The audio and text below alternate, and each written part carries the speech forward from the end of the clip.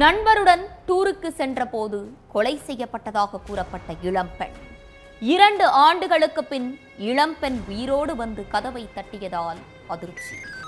உயிரோடு வந்த பெண்தான் கொலை செய்யப்பட்டதாக கூறப்பட்ட இளம்பெண் என்றால் கொலை செய்யப்பட்ட இளம்பெண் யார்? உயிருடன் வந்த பெண்ணுக்கும் இறந்த இளம்பெண்ணுக்கும் கையில் ஒரே மாதிரியான டாட்டூ இருந்தது எப்படி? கொலையாளிகளை கைது செய்து முடித்து வைக்கப்பட்ட வழக்கின் பின்னணியில் உள்ள மர்மங்கள் என்ன?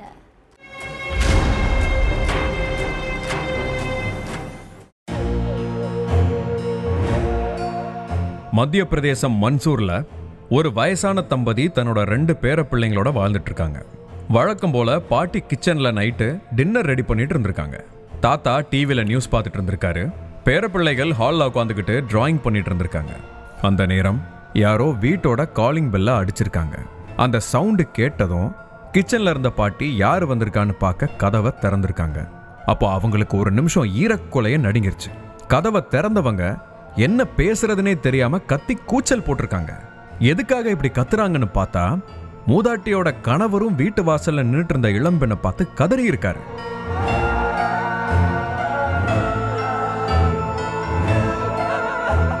எதுக்காக அந்த இளம்பெண்ணை பார்த்து 2 பேரும் பேயறைஞ்ச மாதிரி கதறி இருக்காங்க அப்படின்னு பார்த்தா இரவு நேரத்துல வீட்டு காலிங் பெல்ல அடிச்சது வேற யாரும் இல்ல, 2 வருஷத்துக்கு முன்னாடி செத்து போன அவங்களோட மகள் லலிதாபாய் தான். வீட்டில் போட்டோவுக்கு மாலை மாட்டி தெய்வமா வணங்கிட்டு வர்ற மகளை திடீர்னு உயிரோட பார்த்ததும் 2 பேருக்கும் கொலை நடுங்கிருக்கு. எதுக்குப்பா என்னை பார்த்து பயப்படுறீங்க? நான் உங்க மகள் தான், 2 வருஷத்துல என்னை மறந்துட்டீங்களான்னு சொல்லிக்கிட்டே வீட்டுக்குள்ள போயிருக்காங்க லலிதாபாய். அங்க டிராயிங் பண்ணிட்டு இருந்த பசங்க இவ்வளவு நாள் எங்கம்மா போனன்னு லலிதாபாய கட்டி பிடிச்சு பாசத்தை கொட்டி இருக்காங்க. மகள் உயிரோட வந்தது சந்தோஷமா இருந்தாலும் மகளை கொன்னுட்டாங்கன்னு சொல்லி இளம்பெண்ணுக்கு இறுதி சடங்கு பண்ணோமே, அது யாரு அப்படிங்கிற கேள்வி அங்க எழுந்திருக்கு. உடனே மகளோட ஆதார் கார்டு, ஓட்டர் ஐடி எல்லாத்தையும் எடுத்துக்கிட்டு லலிதாபாயையும் அழைச்சிக்கிட்டு காந்தி சாகர் ஸ்டேஷனுக்கு போயிருக்காரு முதியவர். 2023 என் மகள் இறந்துட்டதா சொல்லி அடக்கம் பண்ண இளம்பெண் எங்க பொண்ணு கிடையாது, இவ தான் எங்களோட பொண்ணுன்னு லலிதாபாயை காட்டியிருக்காரு முதியவர். அதை கேட்டு போலீஸ்காரங்களும் ஷாக் ஆயிருக்காங்க. அப்போ 2023 கொடூரமா கொலை செய்யப்பட்டிருந்த இளம்பெண் யாரு? உயிரோட வந்திருக்கிறது லலிதாபாய் தானாங்கிறத கண்டுபிடிக்க விசாரணையில இறங்கியிருக்காங்க போலீஸ். கட்டமா லலிதாபாய் கிட்ட 2 வருஷமா எங்க இருந்தீங்கன்னு கேட்டிருக்காங்க.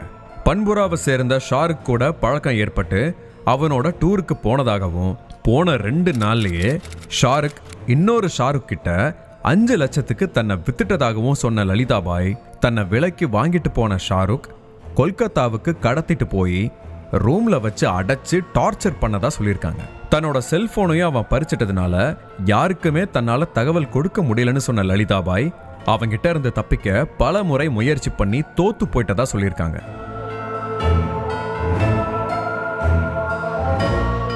இதுக்கு இடையில தன்னோட மகளை காணோன்னு போலீஸ்ல புகார் கொடுத்திருக்காங்க லலிதாபாயோட பெற்றோர். காணாம போன பெண்ணை தேடுற பணியில போலீசார் ஒரு பக்கம் ஈடுபட்டுக்கிட்டு இருந்தாங்க. அப்போ ஜபுவா பக்கத்துல இளம்பெண் ஒருத்தங்க முகம் செதஞ்சு ரத்த வெள்ளத்துல கிடக்கிறதா அந்த வழியா நடந்து போன ஒருத்தர் தகவல் கொடுத்திருக்காரு. அதுக்கு பிறகு அங்க போன போலீசார் மிஸ்ஸிங் கேஸ் கொடுத்த லலிதாபாயோட அப்பா அம்மாவை வரவழைச்சு அந்த இளம்பெண்ணை காட்டி இது உங்க பொண்ணுதானான்னு கேட்டிருக்காங்க.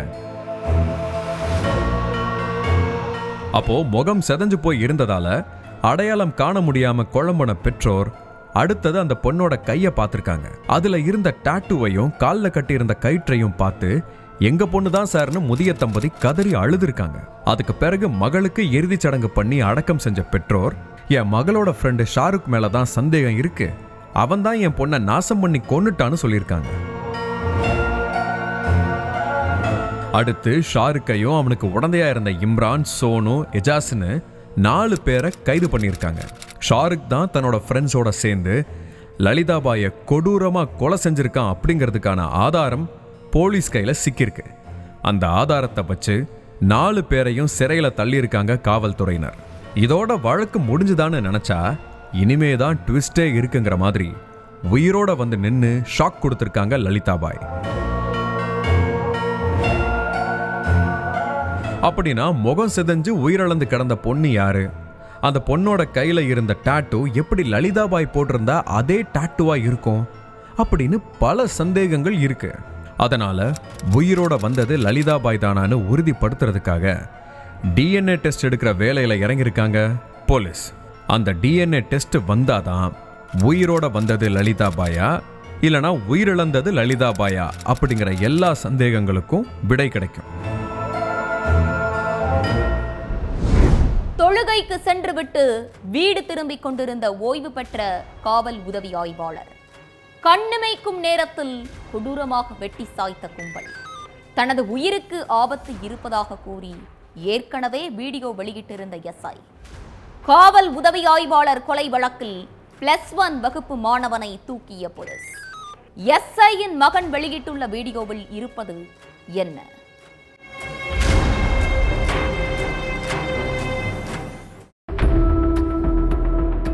நெல்லை டவுன் தொட்டிப்பாலத்தில் இருந்த ரிட்டையர்டான சப் இன்ஸ்பெக்டர் ஜாகிர் ஹுசேன் கடந்த 18ஆம் தேதி வழக்கம் போல பள்ளிவாசல்ல தொழுகையை முடிச்சுட்டு தன்னோட பைக்கில் வீட்டுக்கு போயிட்டு இருந்திருக்காரு. அப்போ அந்த வழியா பைக்ல வந்த 3 பேரு ஜாகிர் ஹுசேனை பின்னாலேயே துரத்திட்டு வந்திருக்காங்க. கையில அருவா இரும்பு கம்பி வச்சிருந்ததை பார்த்த ஜாகிர் ஹுசேன் பைக்கை கீழே போட்டுட்டு உயிரை காப்பாத்திக்க தலை தெறிக்க ஓடி இருக்காரு. கொஞ்ச தூரம் ஓடி போன ஜாகிர் ஹுசேன் குண்டும் குழியுமா இருந்த ரோட்ல தடுமாறி கீழே விழுந்திருக்காரு. அப்போ பின்னாலேயே துரத்திட்டு வந்த 3 பேரு ஜாகிர் ஹுசேனை சுத்து போட்டு கழுத்து கை தலைன்னு வெறித்தனமா வெட்டி போட்டுட்டு எஸ்கேப் ஆகியிருக்காங்க. ஜாகிர் ஹுசேன் உயிருக்கு போராடிட்டு இருக்கிறத பார்த்த அங்க இருந்த இஸ்லாமியர்கள் சிலர் போலீஸ்க்கு தகவல் கொடுத்திருக்காங்க. அடுத்து அங்க வந்த போலீஸ்காரங்க ரத்த வெள்ளத்துல இறந்து கிடந்த ஜாகிர் ஹுசேனை போஸ்ட்மார்ட்டத்துக்கு அனுப்பி வச்சாங்க.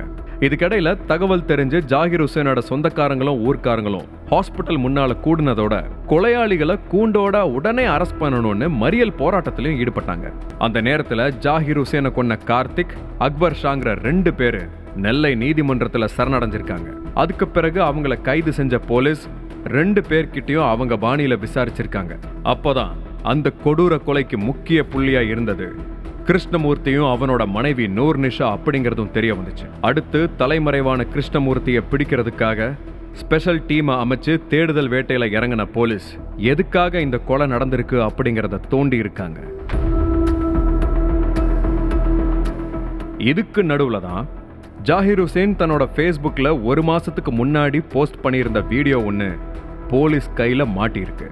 அதுல தன்னோட உயிருக்கு ஆபத்து இருப்பதாகவும் எனக்கு ஏதாவது ஒண்ணுன்னா அதுக்கு முக்கிய காரணம் நெல்லை டவுன் இன்ஸ்பெக்டர் கோபாலகிருஷ்ணனும் மாநகர உதவி ஆணையர் செந்தில்குமாரும் தானும் சொல்லியிருக்காரு. அந்த வீடியோவை கைப்பற்றின போலீஸ்காரங்க விசாரணையை வேகப்படுத்தி இருக்காங்க. அதுல தான் கொலைக்கான மோட்டிவ் என்ன அப்படிங்கிறதுக்கான காரணமே வெளிச்சத்துக்கு வந்திருக்கு.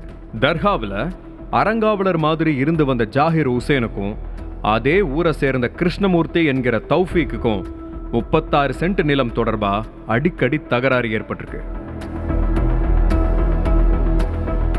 வக்பு வாரியத்துக்கு சொந்தமான அந்த நிலத்தை ஃபேக் டாக்குமெண்ட்ஸ் மூலம் கிருஷ்ணமூர்த்தி அபகரிக்க பார்த்திருக்காரு. அதுக்கு எதிராக ஜாகிர் ஹுசேன் வழக்கு தொடர்ந்ததுனால 2 பேருக்கும் இடையில முட்டல் மோதலுமாவே இருந்திருக்கு. அது மட்டும் இல்லாம ஜாகிர் ஹுசேனுக்கு கிருஷ்ணமூர்த்தி கொலை மிரட்டல் விட்டுட்டு வந்ததாகவும் சொல்லப்படுது. அதனால ஜாகிர் ஹுசேன் தன்னோட உயிர் பாதுகாப்புக்காக நெல்லை டவுன் போலீஸ்ல புகார் அளிச்சிருக்காரு. ஆனா போலீஸ்காரங்க எந்த நடவடிக்கையும் எடுக்காம அலட்சியமா இருந்திருக்காங்க. சரி, இங்கதான் புகார் அளிச்சா எந்த பயனும் இல்லைன்னு ஜாகிர் ஹுசேன் கமிஷனர் ஆபீஸ்க்கு போய் புகார் தெரிவிச்சிருக்காரு. ஆனா அந்த பக்கமும் இந்த புகாரை பெரிய விஷயமா எடுத்துக்கல. அதே போல கொலை மிரட்டல் விடுவதா ஆடியோ வெளியிட்டும் நுண்ணறிவு ஆய்வாளர் பிறைச்சந்திரன் முறையான நடவடிக்கை எடுக்கலன்னு சொல்லப்படுது. கிருஷ்ணமூர்த்தி கொலை மிரட்டல் விட்ட ஆடியோவையும் முறையான எவிடன்ஸையும் எடுத்துட்டு போய் இன்ஸ்பெக்டர் கோபாலகிருஷ்ணன், மாநகர உதவி ஆணையர் செந்தில்குமார் 2 பேர்கிட்டையும் புகார் அளிச்சப்ப பணம் கேட்டு பேரம் பேசினதா ஜாகிர் ஹுசேனோட சொந்தக்காரங்க சொல்லியிருக்காங்க.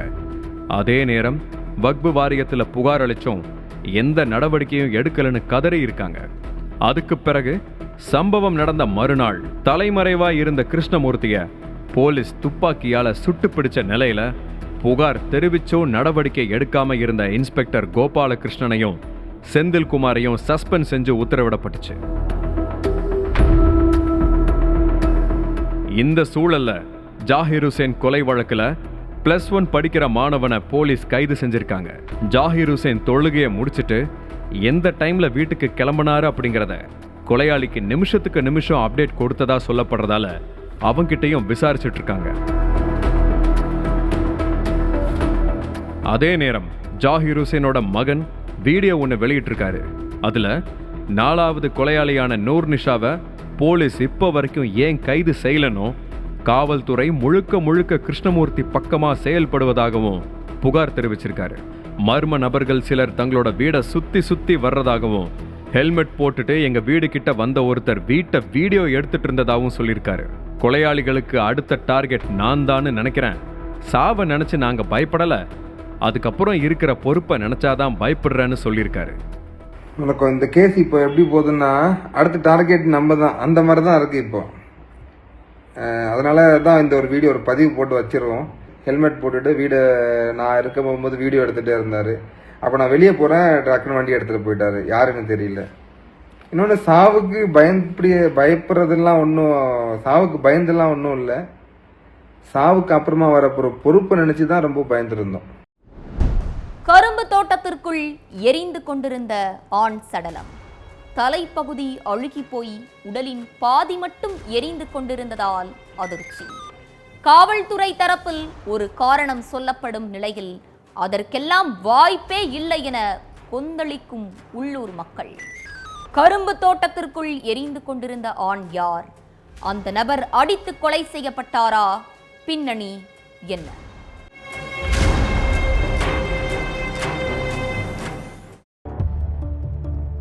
இடது பக்கம் திரும்பினாலும் விவசாய நிலம், வலது பக்கம் திரும்பினாலும் விவசாய நிலம். பச்சை பசேல்னு இருக்கிற ஒரு கரும்பு தோட்டத்துக்குள்ள இருந்து துர்நாற்றத்தோட எரிஞ்சி புகை வர்ற மாதிரி இருந்திருக்குது. கரும்பு தோட்டத்துக்கு யாராவது நெருப்பு வச்சிட்டாங்களா, இல்ல பக்கத்துல உள்ள டிரான்ஸ்ஃபார்மர்ல இருந்து மின் கசிவு ஏற்பட்டு அதனால தீ விபத்து நடந்திருக்குமோன்னு அந்த பக்கம் போன சிலர் உள்ள போய் பார்த்திருக்காங்க. அப்போ அதிகாலையில இப்படி ஒரு கொடூர காட்சியை பார்க்க வேண்டியது இருக்கும்னு அவங்களே நினைச்சிருக்க மாட்டாங்க. ஆண் சடலம் ஒண்ணு பாதி எரிஞ்சிட்டு இருந்திருக்குது.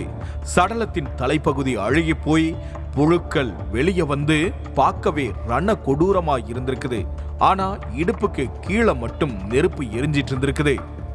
அதை பார்த்து பதறி அடிச்சு ஊருக்குள்ள ஓடி வந்த அந்த நபர்கள் கரும்பு காட்டுக்குள்ள சடலம் கிடக்கிறத பத்தி ஊர் மக்கள் கிட்ட சொல்லியிருக்காங்க.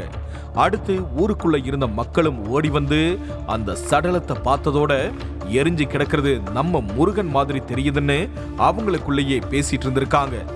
இதுக்கு இடையில தகவல் தெரிஞ்சு அங்க வந்த நடுவீரப்பட்டி போலீசார் சடலத்தை மீட்டு போஸ்ட்மார்ட்டத்துக்கு அனுப்பி வச்சுட்டு ஊர் மக்கள் கிட்டையும் முருகனோட சொந்தக்காரங்க கிட்டையும் விசாரிச்சிருக்காங்க.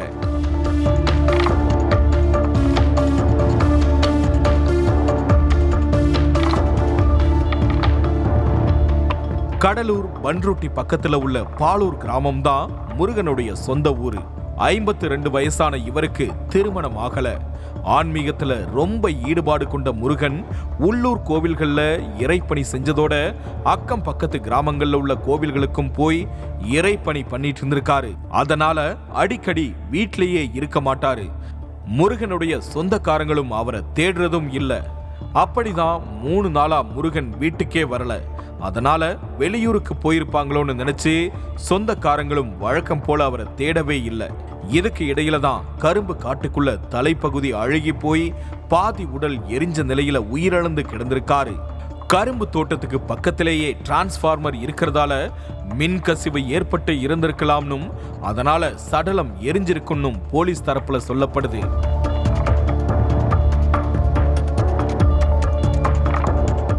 ஆனா டிரான்ஸ்ஃபார்மருக்கு பக்கத்துல சடலம் இல்லாததாலையும் சடலத்தோட தலைப்பகுதி அழுகி போய் இருக்கிறதால முருகனை யாரோ கொலை செஞ்சிருக்கிறதா உள்ளூர் மக்கள் ஸ்ட்ராங்கா சொல்றாங்க. அது மட்டும் இல்லாம முருகனுக்கு 2 ஏக்கர் நிலம் இருக்கிறதாவும் அந்த நிலத்தை அபகரிக்கிற நோக்கத்துல கூட இந்த கொலை நடந்திருக்கலாம்னு சொல்லும் உள்ளூர் மக்கள் கொலையாளிகளை கண்டுபிடிக்கணும்னு கோரிக்கை வச்சிருக்காங்க. இது ஒரு பக்கம் இருந்தாலும் சம்பவ இடத்துக்கு வந்த பன்ருட்டி டிஎஸ்பி ராஜா காவல் வாகனத்தை விட்டு இறங்காம இருந்ததை பார்த்த மக்கள் வாகனத்தை விட்டு இறங்காம எப்படி ஆய்வு செய்வாரு, என்ன விசாரணை பண்ணுவாருன்னு கேள்வி எழுப்பியிருக்காங்க. வயல்வெளியில் இரத்த காயங்களுடன் இறந்து கிடந்த கூலி தொழிலாளி. தகவல் அறிந்து சம்பவ இடத்திற்கு விரைந்த காவல்துறையினர். தீவிர புலன் விசாரணையில் பிடிபட்ட கொலையாளிகள். இளைஞர்கள் 5 பேர் சேர்ந்து கூலி தொழிலாளியை அடித்தே கொன்றது ஏன்? நடந்தது என்ன?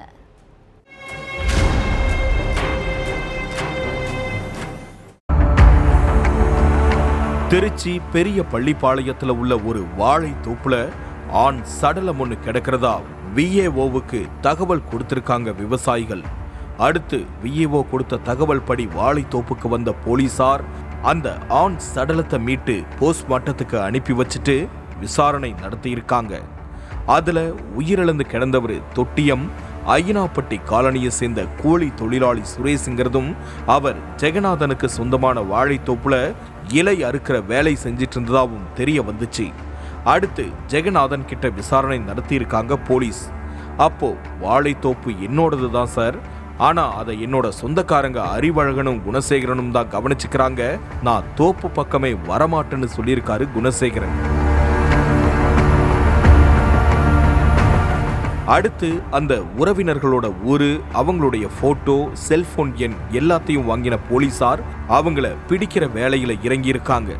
அப்போ கொல்லிமலை பக்கம் அவங்க பதுங்கி இருந்ததை கண்டுபிடிச்ச போலீசார் அவங்க 2 பேரையும் கொத்த அள்ளி கொண்டு வந்து விசாரணை நடத்தி இருக்காங்க. அதுல தான் பல உண்மைகள் தெரிய வந்திருக்குது.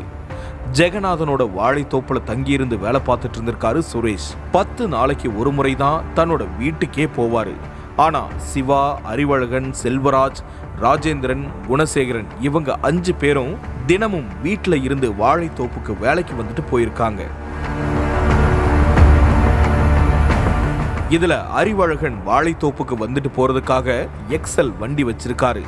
அந்த வண்டிய திடீர்னு காணோம், யாரு எடுத்திருப்பா, எப்படி காணாம போச்சுன்னு குழம்பிட்டு இருந்த அறிவழகன் காட்டுப்புதூர்ல உள்ள ஒரு மெக்கானிக் ஷாப்ல தன்னோட எக்ஸல் வாகனத்தை பார்த்திருக்காரு. அப்போ என்னோட எக்ஸல் வண்டி எப்படி இங்க வந்தது, யாரு கொண்டு வந்தான்னு மெக்கானிக் ஷாப்ல இருந்தவங்க கிட்ட சண்டை போட்டிருக்காரு. சார் சும்மா கத்தாதீங்க, சுரேஷ்னு ஒருத்தர் 4000 ரூபாய்க்கு வித்துட்டு போயிட்டாருன்னு சொல்லியிருக்காங்க மெக்கானிக் ஷாப் ஊழியர்கள். அதை கேட்டு கட்டுப்பான அறிவழகன், ஏன் வண்டியவே வித்துட்டியா, உன்னை என்ன பண்ற பாருன்னு வெறியோட வாழைத்தோப்புக்கு போயிருக்காரு.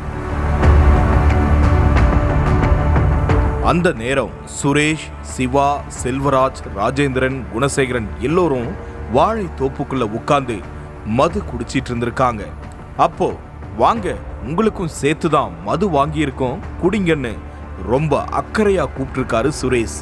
அதை கேட்டு ஆவேசமான அறிவழகன், என்ன தைரியம் இருந்தா என் வண்டியவே திருடி அந்த பணத்துல எனக்கே ட்ரீட் கொடுப்பன்னு சுரேஷ் கன்னத்துல பலார்னு 2 அறை விட்டிருக்காரு. என்ன சொல்றீங்க, என்ன ஆச்சுன்னு மத்தவங்க கேட்டப்போ நடந்த விவரத்தை சொல்லியிருக்காரு அறிவழகன். வண்டிய வித்த பணத்துல தான் ஏதோ உன்னோட பணம் மாதிரி மதுவை வாரி வழங்குறியான்னு மத்தவங்களும் சுரேஷ போட்டு அடிச்சிருக்காங்க. தென்னை மட்டை, பனை மட்டையால அடிச்ச அடியில சுரேஷ் அங்கேயே உயிரிழந்துட்டாரு. அடுத்து 5 பேருமே ஆளுக்கு ஒரு பக்கமா எஸ்கேப் ஆகிட்டாங்க. முதல்ல 2 பேரை கைது செஞ்ச போலீசார் அடுத்து 3 பேரையும் கைது பண்ணி சிறையில தள்ளி இருக்காங்க. வீட்டிற்குள் அமைதியாக அமர்ந்திருந்த முதியவர் கதவை உடைத்து கொண்டு உள்ளே புகுந்த கிராம மக்கள் முதியவரை தரதரவென சாலையில் இழுத்து போட்டு கற்கள் மற்றும் கட்டைகளால் கொடூர தாக்குதல். நிலை குலைந்து கீழே விழுந்தவர் மீது பெட்ரோலை ஊற்றி தீ வைத்து கொளுத்திய பயங்கரம். ஊர் மக்கள் ஒன்று சேர்ந்து முதியவரை உயிருடன் எரித்து கொன்றது ஏன்? நடுநடுங்க வைக்கும் சம்பவத்தின் பகீர் பின்னணி என்ன?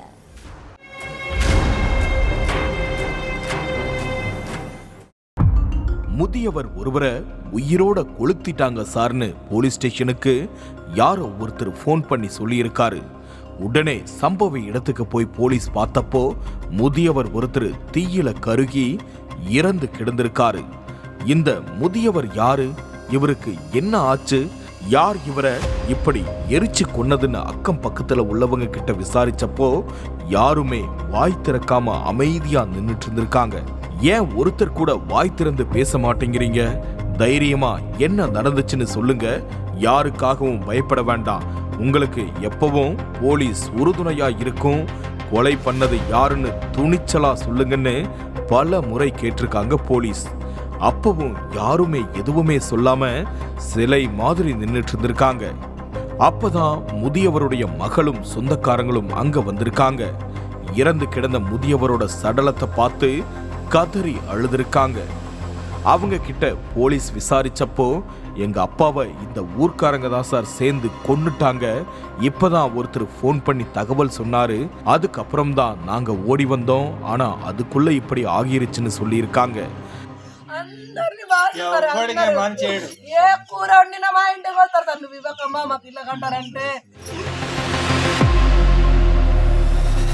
கொஞ்ச நேரம் கழிச்சு அவங்கள சமாதானப்படுத்தி என்ன நடந்துச்சுங்கிறத கொஞ்சம் தெளிவா சொல்லுங்கன்னு போலீஸ் கேட்டிருக்காங்க. அப்பதான் அங்க நடந்த அதிர்ச்சி சம்பவம் என்னங்கிறதே தெரிய வந்திருக்குது. ஆந்திரா அல்லூரி சீதாராம ராஜு மாவட்டத்துல அரக்கு மலைங்கிற ஒரு பெரிய மலை இருக்கு. இந்த மலையை ஒட்டி இருக்கிற ஏரியா தான் தெம்பிரி குடாங்கிற கிராமம். இங்க முழுக்க முழுக்க மலைவாழ் மக்கள் மட்டும்தான் வாழ்ந்துட்டு இருக்காங்க. மொத்தமே சுமார் 20 வீடுகள் தான் இருக்கும். அதுல ஒரு வீட்டுல தான் அடாரி தொம்புங்கிற 60 வயசு முதியவர் வாழ்ந்துட்டு இருக்காரு. இவரோட மனைவி கொஞ்ச வருஷத்துக்கு முன்னாடி இறந்து போயிட்டதாவும், மகன் மகள்களுக்கு கல்யாணம் பண்ணிட்டதாவும், அவங்க வெவ்வேறு ஊர்ல வாழ்ந்துட்டு இருக்கிறதாவும் சொல்லப்படுது. கொஞ்ச வருஷமாவே அடாரி தொம்புரு தனியாதான் வாழ்ந்துட்டு இருந்திருக்காரு. ஆன்மீகத்துல அதிக ஈடுபாடு கொண்ட இவர் அடிக்கடி வீட்டுல வச்சு தெய்வங்களுக்கு பூஜை செஞ்சு வழிபட்டு இருந்திருக்காரு. வெளியூர்ல இருக்கிற இவரோட மகன்கள் நல்ல வேலையில இருக்காங்க. அவங்க அப்பாவோட செலவுக்கு அடிக்கடி பணம் அனுப்பியிருக்காங்க. அதனால பண கஷ்டம் இல்லாம சந்தோஷமா இருந்திருக்காரு அடாரி தொம்புரு. இது ஊர் மக்களோட கண்ணை உறுத்திட்டே இருந்திருக்கு. ஏன்னா அந்த ஊர்ல உள்ள எல்லோரும் ரொம்ப பண கஷ்டத்துல இருக்காங்களாம். அதோட வீட்டுல உள்ளவங்களும் உடல் நல பாதிப்புன்னு ஏதாவது ஒரு பிரச்சனை மாறி மாறி வந்துட்டே இருந்திருக்குது. எல்லோருமே மலைவாழ் மக்கள் தாங்கிற நிலையில நாம எல்லோரும் இப்படி கஷ்டப்பட்டு இருக்கும்போது அடாரி தொம்புரு மட்டும் எப்படி எந்த பிரச்சனையும் இல்லாம நல்ல வசதியா சந்தோஷமா இருக்கான்னு எல்லோருமே யோசிக்க ஆரம்பிச்சிருக்காங்க. அது மட்டுமில்ல, அடாரி தொம்புரு தான் பூஜைங்கிற பேர்ல மாந்திரீகம் பண்ணி ஊர்ல உள்ள எல்லோருக்கும் செய்வினை செஞ்சிட்டதாவும், அதனாலதான் அவனை தவிர மற்ற எல்லா வீட்டுக்காரங்களுக்கும் ஏதாவது ஒரு பிரச்சனை மாறி மாறி வந்துகிட்டே இருக்கிறதாவும் ஊர் மக்கள் நினைச்சிருக்காங்க. இதனால அடாரி தொம்புரு கூட அடிக்கடி சண்டையும் போட்டிருக்காங்க. ஊரை விட்டு காலி பண்ணி போ, இல்லனா நாங்களே அடிச்சு விரட்டிடுவோம்னு பல முறை தகராறு பண்ணியிருக்காங்க. ஆனா இது நான் பிறந்து வளர்ந்த மண்ணு, இதை விட்டு எங்கேயும் போக மாட்டேன்னு அடாரி தொம்புரு பிடிவாதமா இருந்திருக்காரு. அதே மாதிரி நான் பூஜை பண்ணி சாமி கும்பிடுவேனே தவிர மற்றபடி இந்த செய்வினை பில்லி சூனியமெல்லாம் எனக்கு தெரியாதுன்னு எவ்வளவோ சொல்லியிருக்காரு. ஆனா அது எதையுமே ஊர்க்காரங்க காது கொடுத்து கேட்காமலே இருந்திருக்காங்க. சனிக்கிழமை வழக்கம் போல அடாரி தொம்புரு தன்னோட வீட்டுக்குள்ள உட்கார்ந்து இருந்திருக்காரு. அப்போ திடீர்னு வீட்டுக்குள்ள புகுந்த ஒரு கும்பல் அடாரி தொம்புருவை பிடிச்சு தரன்னு ரோட்ல இழுத்து போட்டிருக்காங்க. அதுக்கப்புறம் கீழே கிடந்த பெரிய பெரிய கற்களாலையும் கட்டையாலையும் அவரை சரமாரியா தாக்கி இருக்காங்க. அது போதாதுன்னு காலாலேயே ஓங்கி ஓங்கி அடாரி தொம்புருவோட நெஞ்சிலேயே மிதிச்சு சித்திரவதை பண்ணியிருக்காங்க. எல்லாத்துக்கும் மேல கொடுமையோட உச்சமா அடாரி தொம்புரு மேல பெட்ரோலை ஊத்தி உயிரோட எரிச்சிருக்காங்க. பெட்ரோல் ஊத்தி எரிச்சதால அடாரி தொம்புரு உடம்புல தீ குபு குபுன்னு பத்தி எரிஞ்சிருக்கு. நெருப்புல சிக்கி துடிதுடிச்ச முதியவர் கொஞ்ச நேரத்திலேயே இறந்துட்டாரு. நாமெல்லாம் கஷ்டத்துல இருக்கும்போது பக்கத்து வீட்டுக்கார மட்டும் வசதி வாய்ப்போட சந்தோஷமா இருக்கானேங்கிற பொறாமை குணமும் நம்ம கஷ்டப்படணும்னு முதியவர் செய்வனை வச்சுட்டாருன்னு நம்பின அந்த மூட நம்பிக்கையும் ஊர்க்காரங்க மனசுல வேரூன்றி இருந்ததுதான் இந்த கொடூர சம்பவத்துக்கு காரணம். விசாரணைக்கு அப்புறம் ஊர்க்காரங்க 5 பேரை பிடிச்சு விசாரிச்சிட்டு இருக்காங்க போலீஸ். விசாரணையோட முடிவுல தான் எத்தனை பேர் சேர்ந்து முதியவரை கொன்னாங்க அப்படிங்கிற விஷயம் தெரிய வரும்னு காவல்துறை அதிகாரிகள் சொல்லி இருக்காங்க. ஒவ்வொரு குற்றங்களின் முடிவும் சட்டத்தின் கையில். விசாரணை தொடரும். பார்க்கலாம் அடுத்த நிகழ்தகவில்.